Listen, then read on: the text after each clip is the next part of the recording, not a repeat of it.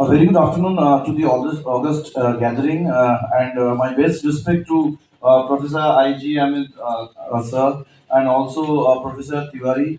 As a matter of fact, it has been a proud privilege to present in front of them, and today we are very much indebted to the morning session what they have talked about in the context of rights of the vulnerable groups. As far as this paper is concerned, it's titled Critical Evaluation of Child Trafficking in West Bengal in the Light of Existing Laws and Procedures.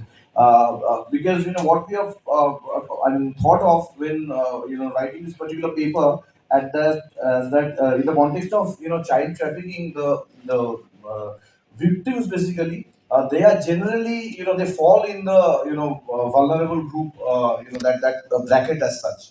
Next slide.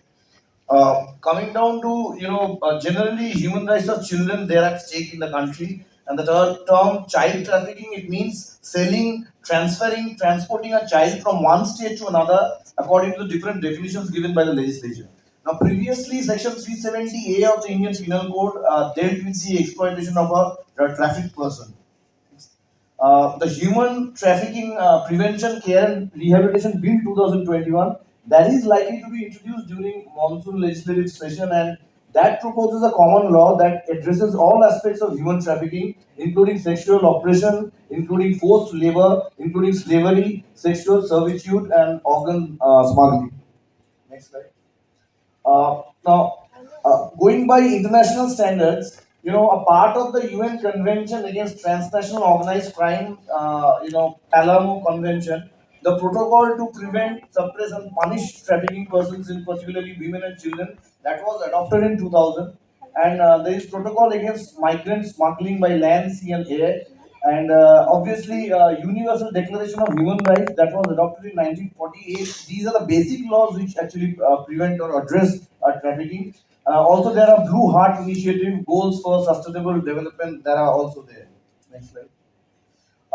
Now, coming down to the bill that I've talked about, the bill calls for establishment of a national anti-trafficking committee as well as a state and district level entity. Now, the bill, what I have looked into is the fact that people had asked that already the law was there in place in the period of Indian Penal Code and now the BNS. What is new that we are actually looking for?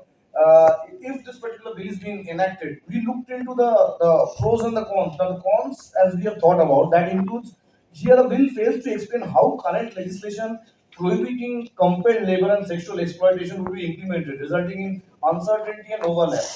Because what is not required is already there is a legislation, and legislation after legislation cannot solve the problem. As Sir has said in the morning itself, India is basically known across the world in the context of having huge number of so-called written laws that are actually there. Now comes down the question relating to implementation. There comes the biggest challenge where there are a lot of things to be actually addressed. Coming on next slide.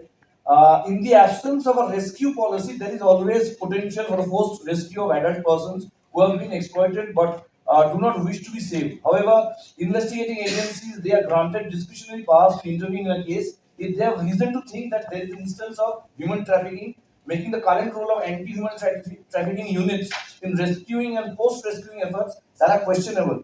I am actually being benefited in the context of. I'll just finish up in 1 hour. 1 minute, sorry. I'm benefited by one of the works that had actually been taken up by Sarfaraz Ahmed Khan of NUJS, who had worked in the context of different forms of prostitution and forced labor across Indo-Bangladesh border. Now, what I've been seen over here is that rescue officers, they are supposed to basically have a role, and at the same time, when child they have been trafficked due to the fact of poverty, people staying in the Indo-Bangladesh border, they basically have the scope of selling out their children down to different towns, different ages, and that leads to the problem. So addressing at that level is a challenge. So I am ending of this for paucity of time. I require the inputs from the experts. I will try to do the needful to make the paper more sensible.